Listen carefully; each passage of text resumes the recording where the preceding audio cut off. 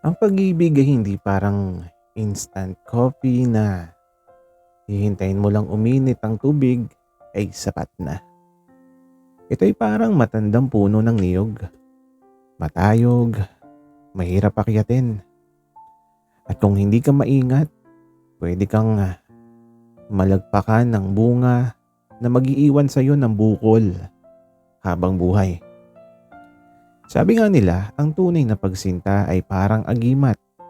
Hindi ito nakikita, pero ramdam mo ang kapangyarihan nitong gawin kang tanga sa harap ng maraming tao. Ako si James, isang arkitekto mula sa Maynila na ipinatapon ng sariling tadhana sa isang liblib na baryo sa Quezon para mag-inspect ng itatayong resort. Akala ko, ang tanging hamon ko rito ay ang mahinang signal at ang mga lamok na kasing laki ng helicopter.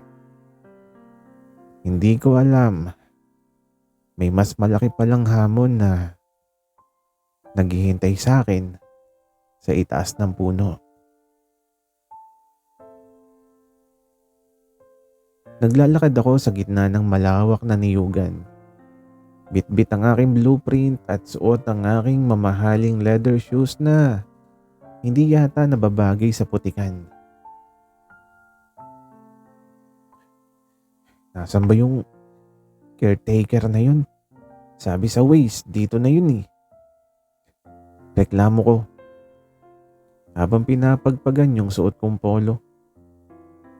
Biglang may narinig akong kaluskos sa itaas. Akala ko ay unggoy o baka naman aswang. Napatingala ako at doon ko siya nakita. Isang lalaking walang suot na pangitaas. Tanging kupas na maong short lang at itim na bonnet. At ang balat niya ay kulay kape na hinaluan ng gatas. Sunkissed. Ika nga.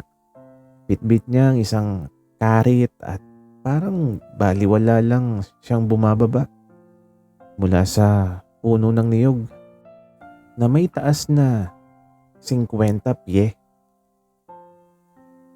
Uy, mag-ingat ka. Wika ko dahil feeling ko ay mahuhulog siya. Limungon siya sa akin habang nakakapit pa rin sa puno. Ngumiti siya at doon ko unang nakita ang mga ngipin niyang kasing puti ng laman ng niyog. Ay, sir, kanina ka pa po ba kayo riyan? Akala ko'y naliligaw na kayong taga-bayan eh. Pagbaba niya, dire-diretso siyang lumapit sa akin. May amoy siya ng araw, pawis at fresh na niyog.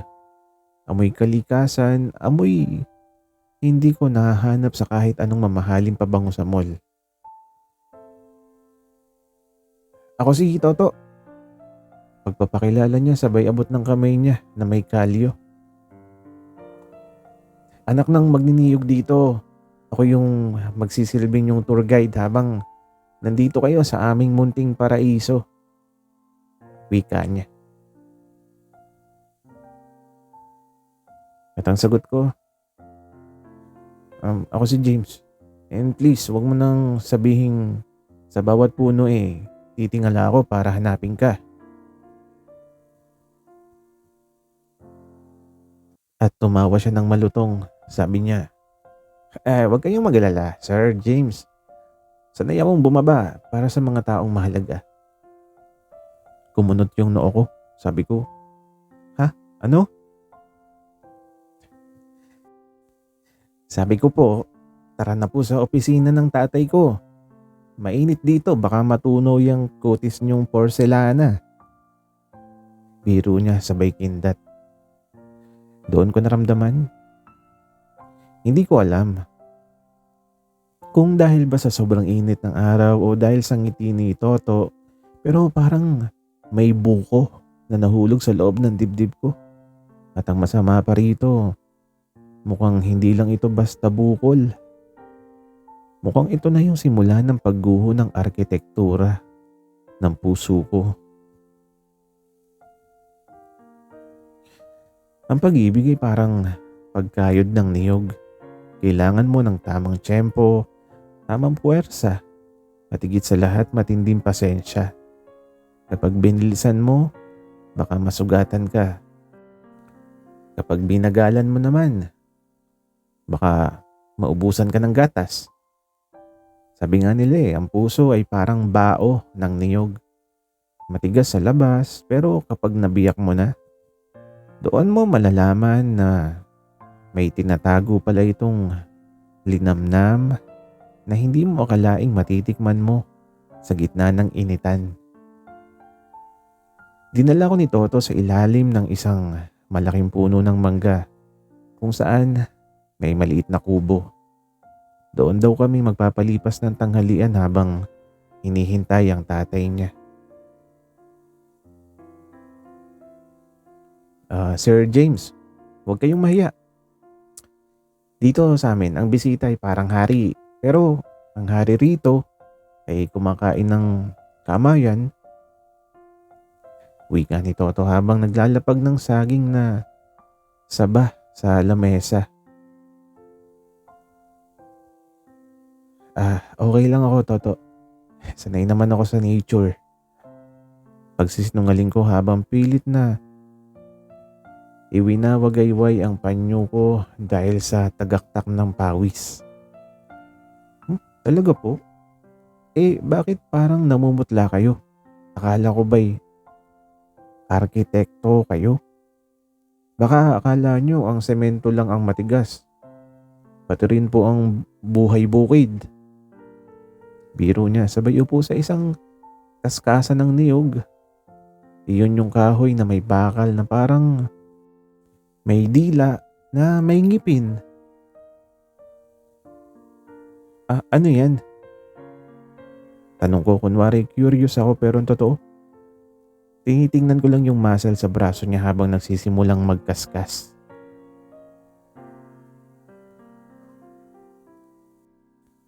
Kaskasan po. Tawag namin dito, kabayo. Gusto niyong subukan? Para malaman niyo kung gaano kahirap ang buhay bago maging gata ang ulam niyo. Hamon niya sa akin na may kasamang nakakalokong ngiti. Hindi ako pwedeng magpatalo kaya sabi ko, madali lang yan. Sa gym nga mas mabigat pa riyan yung binubuhat ko. Kaya ito, umupo ako sa kabayo.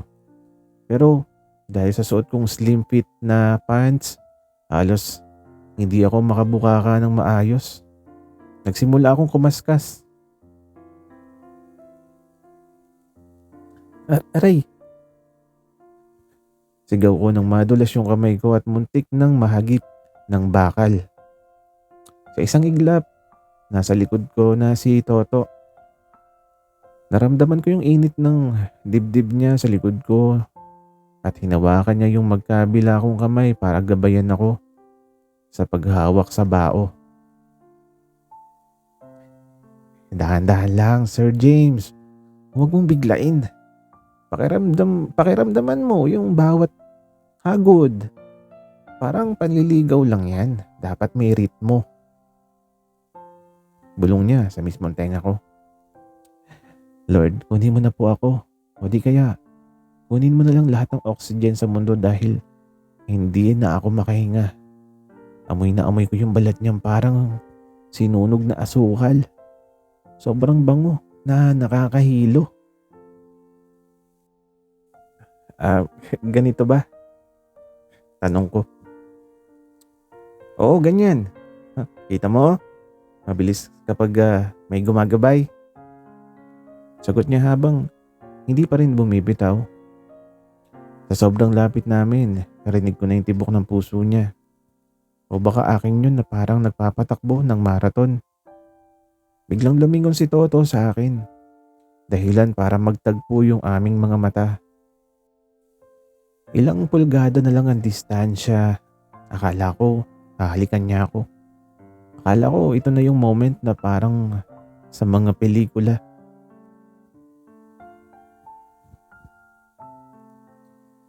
Sir, sabi niya ng seryoso. Bakit?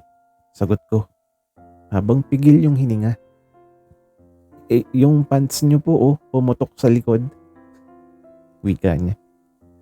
Nanlaki ang mga mata ko. Kinapa ko yung likuran ng pantalon ko. Ang paborito kong designer pants. Sumuko na sa laban. Humagalpak ng tawa si Toto habang ako'y gustong magpalamon sa lupa.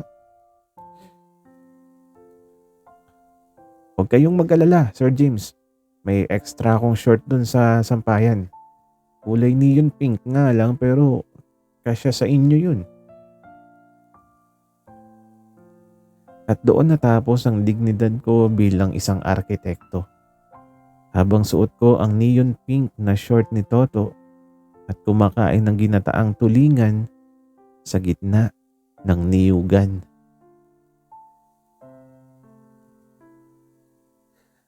Ang pag-ibig ay parang lambanog ng Quezon. Mabango sa pang-amoy, matamis sa unang higop. Pero kapag tinamaan ka na, bagong pa mamalayan wala ka na sa sarili at sumasayaw na sa gitna ng kalsada. Sabi nila ang alak ay lunas sa limot.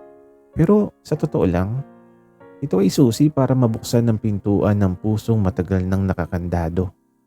Ang tanong, kaya mo bang panindigan ang mga salitang binitiwan mo nang ikaw ay hilo? O ituturing mo na lang itong hangover pagdating ng umaga? Gabi na. Ang tanging ilaw na lang namin ay isang bombilya na pinagkakaguluhan ng mga gamo-gamo at ang sinag ng kabilugan ng buwan. Nakaupo kami ni Toto sa papag. Sa pagitan namin ay isang bote ng purong lambanog at isang platito ng chicharong binili niya sa kanto. Naka-neon pink na short pa rin ako. Isang arkitekto na mukhang handa nang sumali sa Miss Gay Barangay. "Oh, Sir James, tagay mo na." Aya ni Toto sabay abot ng baso. Pamatid pagod sa pagpapatayo ng resort sa amin. Kapag umiinom ka, bawal ang plastic dapat totoong tao lang. Ininom ko yung alak. Shit, gumuhit ang init mula sa lalamunan hanggang sa bituka ko. Ang tapang nito, Toto. Parang ikaw. Wika ko. Tumawa siya. Yung tawang nakakahawa na parang musika sa gitna ng katahimikan ng buod.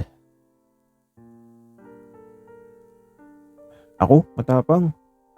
Sir, ang matapang ay yung taong kayang umamin sa nararamdaman kahit alam niyang malabo yung pag-asa. Ako, taga-akyat lang ako ng niyog. Sanay akong mahulog pero takot akong walang sasalo. Tumingin ako sa kanya. Seryoso na siya. Ang anino ng buwan ay bumabakas sa kurba ng kanyang muka. Bakit, Toto? May hinihintay ka bang sumalo sa'yo? Tanong ko. Medyo nabubulol na dahil sa ikalawang tagay. At huminga siya ng malalim. Sabi niya, marami namang gustong sumalo pero ang gusto ko yung taong hindi takot maputikan yung sapatos. Yung kahit arkitekto kayang magsuot ng neon pink na short nang hindi nagrereklamo. Tumigil ang mundo ko. Ang ingay ng mga kuliglig ay parang naging background music ng isang K-drama. Toto, lasing ka na ba? Mahina akong tanong habang dahan-dahang lumalapit ang mukha ko sa kanya. Hindi pa po ako lasing, Sir James. Ngayon lang ako naging ganito. Kalinaw mag-isip Sagot niya. Bigla niyang hinawakan yung kamay ko. Ang init ng palad niya ay parang kuryenteng gumagapang sa buong katawan ko. Alam mo, noong una kitang nakita sa ilalim ng puno, akala ko'y anghel na naligaw. Pero nung nakita kitang nagkaskas ng niyog nalaman kong tao ka rin pala. At tao rin pala yung puso ko para tumibok ng ganito. Wika niya. Hindi ko na napigilan yung sarili ko, siguro dahil sa lambanog o siguro dahil sa mga matatalinhagang salita niya na mas masarap pa sa gata. Inilapit ko yung mukha ko. At ayun na. Hinalikan ko siya sa pisngi. Malapit sa labi pero hindi sapat para tawaging kissing scene. Oh, Sir James, bulong niya. Ang boses niya ay medyo naging paos. James na lang, Toto. James na lang kapag tayo lang dalawa. Sabi ko habang nakasandal yung ulo ko sa balikat niya. Naramdaman ko yung pagyakap niya sa akin. Isang yakap na hindi bastos, kundi yung yakap na parang nagsasabing, dito ka muna, ligtas ka rito. Pero bago pa maging mas matalinhaga ang gabi, may biglang sumigaw mula sa loob ng kubo.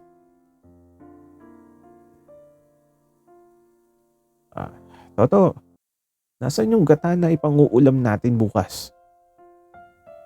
Bakit binabawasan mo yung lambanog ng tatay mo? At eto, agad kaming naglayo. Si Tatay Piping pala. Ang amang magniniyog na kasing bangis ng kanyang karit. Naku po, Sir James. Takbo na. Bulong ni Toto habang natatawa. Nagtatakbo kami sa gitna ng kadiliman ng niyugan habang hawak-hawak niya ang kamay ko. Ako, suot ang neon pink na short at siya, ang lalaking dahan-dahang gumigiba sa bawat blueprint na binubuo ko para sa buhay ko.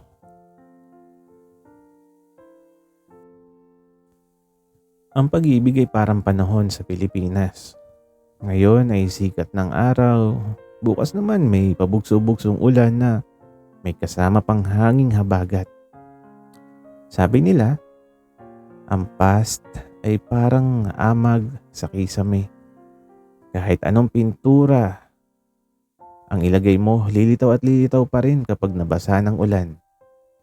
Ang tanong, pipiliin mo ba ang pamilyar na kalsada ng syudad na puno ng traffic o ang baku-bakong daan sa bukid na hantungan ay ang payapang yakap ng isang taong tapat na puso?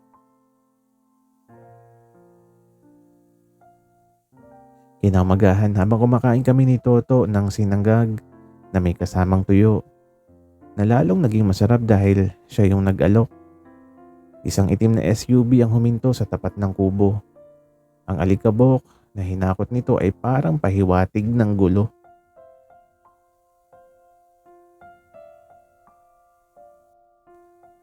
Bumaba ang isang lalaking naka-Ray-Ban, amoy mamahaling mall, at suot ang isang linen shirt na walang katupi-tupi. Si Marcus, ang ex-boyfriend kong akala ko ay nakalimutan na yung existence ko matapos niya akong iwan para sa isang career opportunity sa Singapore. James, what the hell are you wearing? Bungad niya habang nakatingin sa neon pink shorts ko. At sino tong kasama mo? Driver mo? Nakita ko yung pagkunot ng noo ni Toto. Dahan-dahan siyang tumayo, bitbit ang kanyang karit. Hindi po ako driver, sir. Ako po si Toto. Ang nag-aalaga sa kanya habang nandito siya sa aming bakuran. Toto? Parang aso ng Wizard of Oz. Wika ni Marcus. James, let's go. Idadala ko ng boss mo. May problema sa project. Sa totoo lang, mukhang nawawala ka na sa katinuan. dito sa kagubatan na to.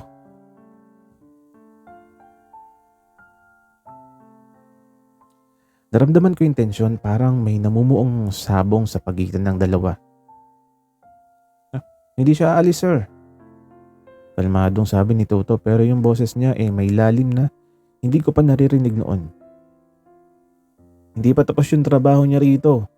At higit sa lahat, hindi pa siya tapos mag-almusal. Oh, at sino ka para mag-decide para sa kanya? Mataray na sagot ni Marcus.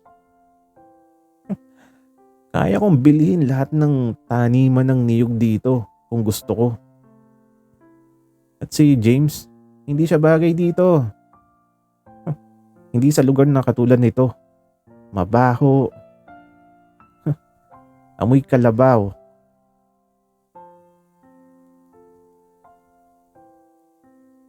Hahakbang na sana ako para mamagitan nang biglang magsalita si Toto. Mabili niyo man ng lupa, sir. Hindi niyo mabibili yung puso ng taong masayang suot yung pink na short ko kaysa sa suit na galing sa inyo. Dito, marunong kaming magpahalaga sa kung ano yung totoo sa syudad nyo. Pati ba pag-ibig kailangan ng resibo? Sabi ni Toto, sabay akbay sa akin. Ouch, sa pool si Marcus.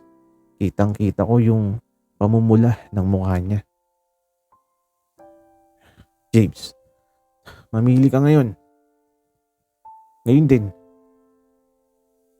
Sasama ka sa akin o mananatili ka rito sa gitna ng kawalan. Wika ni Marcus. Tiningnan ko si Marcus. Ang lalaking puro pangako pero laging napapako. Tiningnan ko si Toto. Ang lalaking walang maipangakong ginto pero laging nariyan para saluhin ako sa bawat pagkakaskas ng tadhana. Marcus,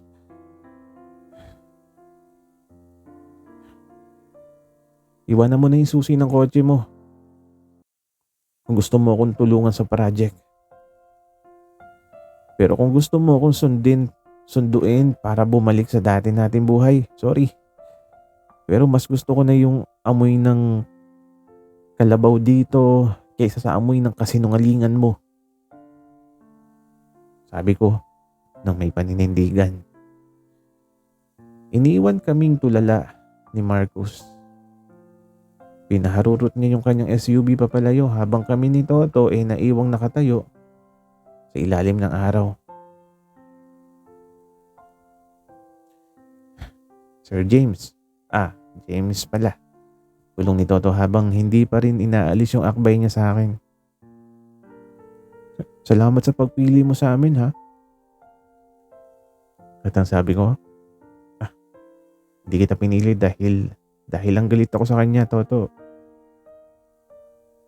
Pinili kita dahil sa'yo lang ako naging ganito. Kasaya. Kahit mukha akong tanga. Ngumiti siya, yung ngiting mas maliwanag pa sa sikat ng araw sa 10:10 ng umaga. Di dahil dyan, ituturo ko naman sa iyo kung paano ang gumawa ng tuba. Wika ni Toto. Ang pag-ibig ay parang pag-akyat sa pinakamataas na puno ng niyog. Sa simula, punong-puno ng kumpiyansa pero habang tumataas, lalong lumalakas ang hangin at lalong humihirap ang bawat hakbang. Sabi nga nila, ang tunay na pagsinta ay hindi nasusukat sa tamis ng tula, kundi sa pait ng pawis na ibinubuhos mo para lang maabot ang pangarap na kasama ang minamahal. Kung takot kang mahulog, huwag kang umakyat. Pero kung handa kang itaya ang lahat, kahit ang langit ay kaya mong abutin sa isang yakap. Hindi pa man humuhupa yung alikabok ng SUV ni Marcus, eto na si Tatay Peping. Bitbit ang kanyang matalas na karit at nakapamaywang sa harap namin ni Toto. Ang tingin niya ay parang dulo ng pako, matalas at tumatagos. James, boses na malalim ni tatay. Narinig ko ang lahat. Matapang ka sa harap ng lalaking yun mula sa Maynila, pero ang tanong ko, matapang ka ba para sa anak ko? Napalunok ako. Sabi ko, ah, opo, Tatay Piping. Seryoso po ako kay Toto.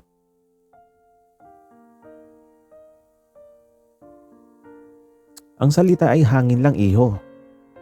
Banat ni tatay habang tinuturo ang isang matayog na puno ng niyog sa dulo ng pilapil. Yan ang pinakamataas na puno rito.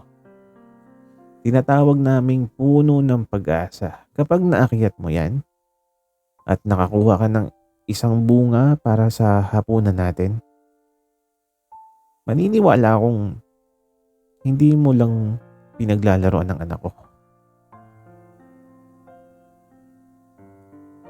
Tay, huwag naman po yan. Arkitekto si James, hindi yan sanay. Pagtatanggol ni Toto, ang boses niya may bakas ng pag-aalala. Hinawakan ko ang kamay ni Toto. Sabi ko, kaya ko to, Toto, para sa'yo. Aakyatin ko yan kahit abutan pa ako ng bukas.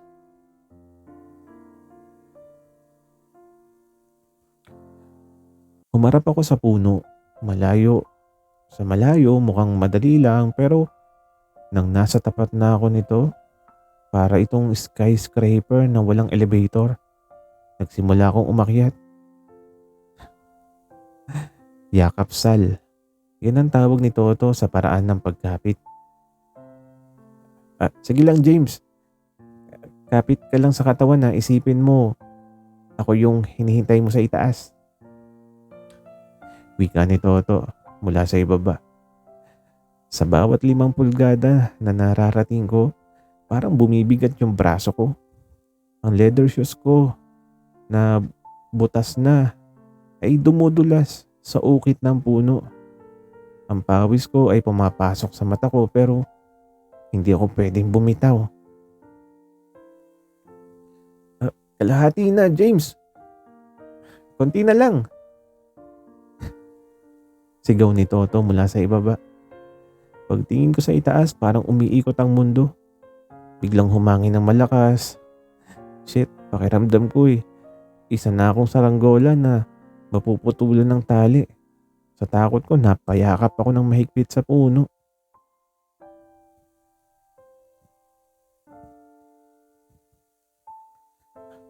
Tatay Piping, tama na po to. Ako na lang po yung aakyat. Rinig kong pagsusumamo ni Toto sa tatay niya. Hayaan mo siya, Toto. Yan mo makikita kung hanggang saan ang kaya niyang ibigay sa isang tao para sa'yo. Sagot ni tatay na tila nanonood lang ng isang suspense movie. Sa huling 5 talampakan, nanginginig na yung tuhod ko pero nakita ko yung bunga. Isang malaking niyog na parang ginto sa paningin ko. Gamit ang huling lakas ko, inabot ko yung kamay ko. Snap! Nakuha ko yung isa, pero sa sobrang tuwa ko, nawalan ako ng balanse. At ito, napasigaw si Toto. Tumulas ako pababa, akala ko'y katapusan ko na. Pero dahil sa adrenaline, nagawa kong kumapit sa mga ukit hanggang sa marating ko ang huling 3 metro.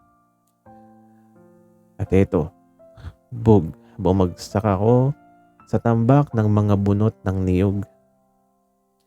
Masakit, maraming gasgas yung braso ko pero hawak ko yung bunga.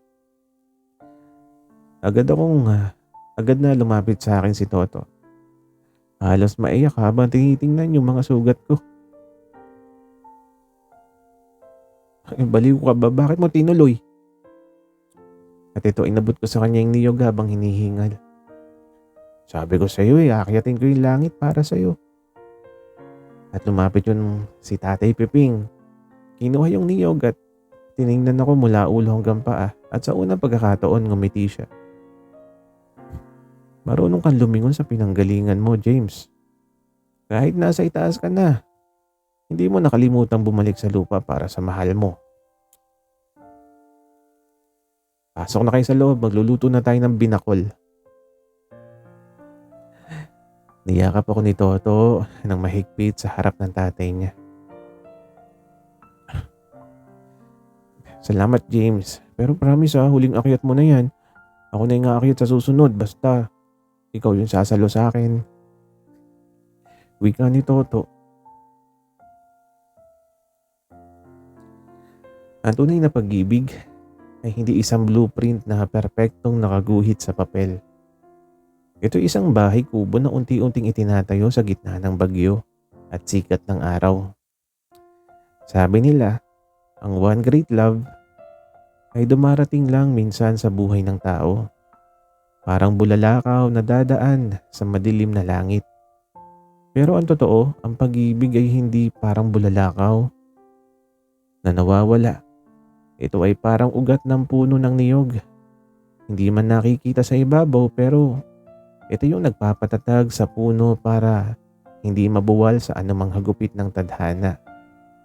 Ang distansya ay numero lang pero ang debosyon ay ang dugong na nananalaytay sa pusong marunong maghintay.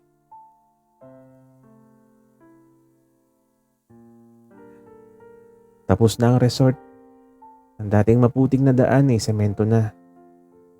At ang mga dampa ay napalitan na ng modernong villa na may disenyong hango sa dahon ng niyog. Oras na para bumalik ako sa Maynila. Nakatayo kami ni Toto sa dulo ng pier kung saan tanaw ang malawak na dagat ng Quezon. Bitbit ko ang aking maleta, suot ang aking bagong leather shoes. Pero sa pagkakataong ito, hindi ako takot maputikan.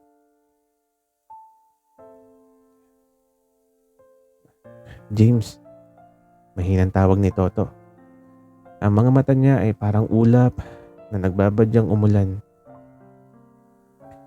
Sigurado ka na bang kailangan mo nang umalis?